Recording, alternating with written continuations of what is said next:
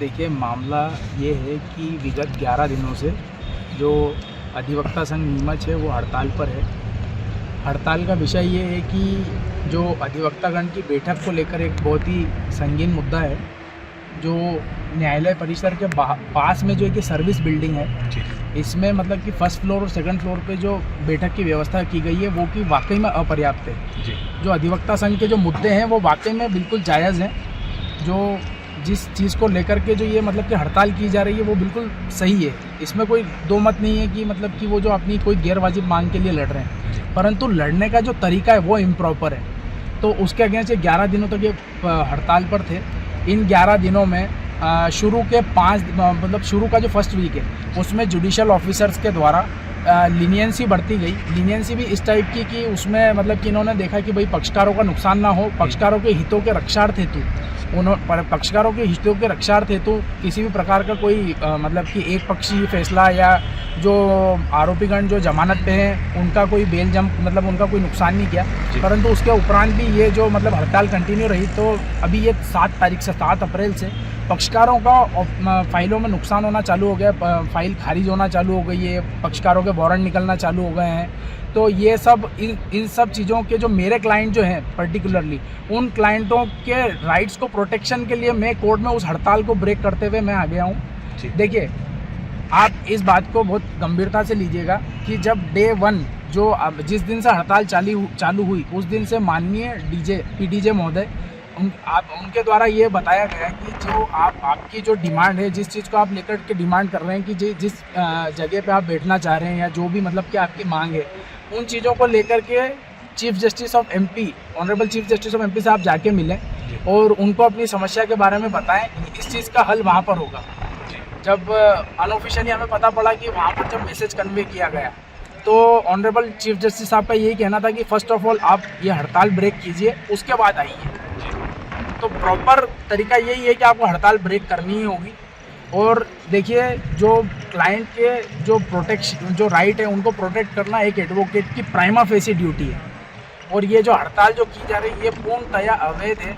Honourable supreme court, honourable high court of MP के द्वारा कई न्याय दृष्टांत ऐसे हैं कि जिसमें कि ये इस तरह की हड़ताल हुई है और जो कि अवैध घोषित की गई है।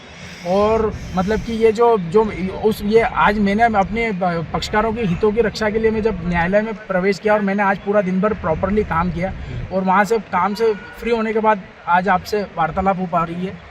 तो उसमें मतलब कि ये जैसे ही मैं घर से निकलने लगा तो इनको मतलब कि किसी सोर्सेज से पता लग गया कि भाई ये मतलब कि आज कोर्ट प्रीमाइसेस में हड़ताल को ब्रेक करके और ये मतलब कि कोर्ट परिसर में एंटर करेंगे। तो ये कुछ हमारी जो महिला अधिवक्तागण हैं इनको मेरे घर पे भेजा गया है। वो थाली बजा रहे हैं और वो राशन के वो लेके आ रहे हैं, जो कि ये एक तरह की बहुत अभद्रता है। उसके खिलाफ भी मैं प्रॉपर एक्शन लूँगा। परंतु ये जो मतलब कि हड़ताल जो की जा रही है ये पूर्णतया अवैध है। इसका यहाँ पर ये किसी भी प्रकार से कोई हल नहीं निकलना है, केवल और केवल पक्षकारों का नुकसान होना है। आपने कोई आवेदन दिया इस मामले को लेकर? इस मामले को लेकर ऑनरेबल डीजे साहब को मेरे द्वारा आवेदन दिया गया है। उसमें मेरे सब चीज़ों के बारे में मतलब कि मेंशन किया गया है। उसमें यही कि मतलब कि मैं अपने पक्षकारों की हितों की रक्षार्थ हेतु मतलब कि ये सुचारू रूप से कार्य करना चाहता हूँ रेगुलर। और जो सर्विस बिल्डिंग है जहाँ पे हमको अभी आपके द्वारा जो बैठने का जो स्पेस दिया गया है वहाँ पर मैं टेबल कुर्सी और ये रख के और मैं मतलब कि अपना विधि व्यवसाय जो मतलब काम है वो सुचारू रूप से कर सकूं। तो उसमें ये हुआ कि जैसे ही हम आए और यहाँ पर हमने जैसे ही फर्नीचर उतारा तो जो दोनों रूम्स हैं वहाँ पर कोई मतलब कि अज्ञात व्यक्ति के द्वारा ताले लगा दिए गए।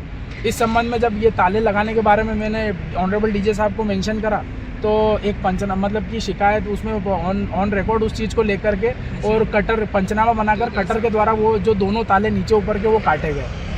देखिए, ये मामला ये था कि ये हमारे अभिभाषक संघ के एक अध्यक्ष हैं जिनमें 4 एडवोकेट्स हैं, काला एडवोकेट्स। सुधीर काला, सनत काला, ये दोनों भाई हैं और इनके बेटे हैं मोहित काला और साहिल काला। इनने अचानक एक पत्र प्रेषित किया और बड़ा ही आश्चर्यजनक रूप से वो पत्र था कि उनकी जान माल को रक्षा को खतरा है और हमें जो है विधि व्यवसाय नहीं करने दिया जा रहा है। जबकि अभिभाषक संघ नीमच की तरफ से ऐसा कुछ भी नहीं था।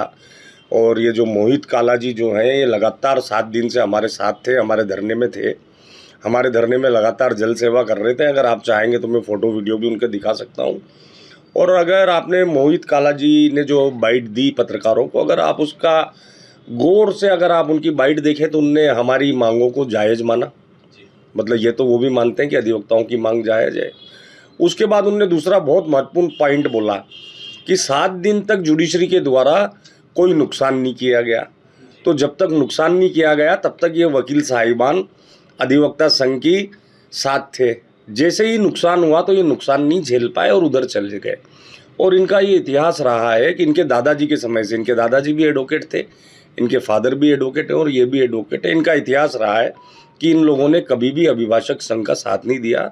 और जो ये कह रहे हैं कि पक्षकार के हितों के लिए ये गए, तो मेरा ये कहना है कि अगर पक्षकार के हितों के लिए अगर ये जाते तो फर्स्ट डे इनको ये खड़ा होना था, साधारण सभा में बोलना था। लेकिन जिस 7 दिन तक जब नुकसान नहीं हुआ तब तक ये हमारे साथ खड़े रहे, और 7 दिन के बाद जैसे ही नुकसान हुआ ये कानूनी बात करने लगे। तो ये मतलबी किस्म के लोग हैं।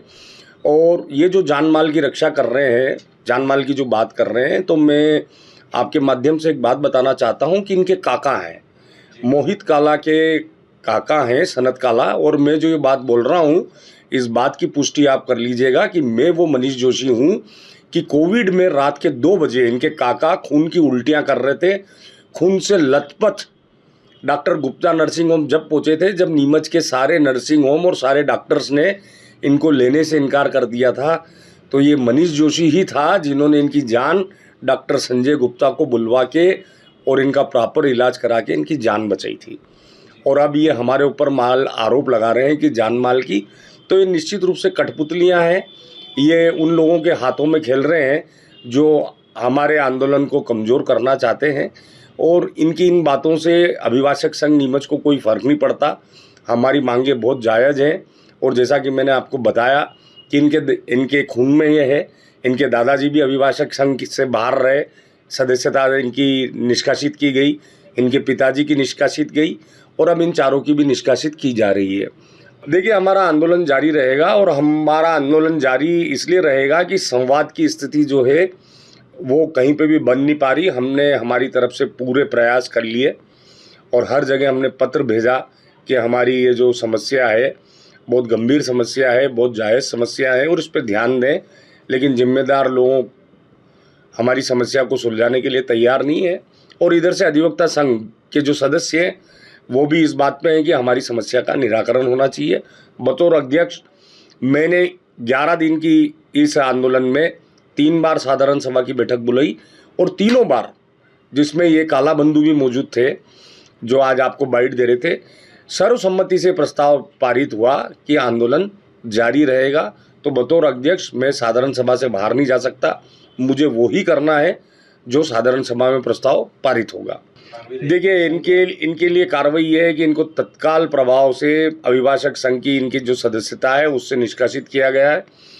साथ ही साथ जो नीमच जिले के अंतर्गत 2 और कोर्ट आती है उनसे भी हम निवेदन करेंगे कि ऐसे लोगों को जो अभिभाषक संघ के हितों के विपरीत जाके काम करते हैं उनको सदस्यता मनासा प्रदान करे, न जावट प्रदान करे।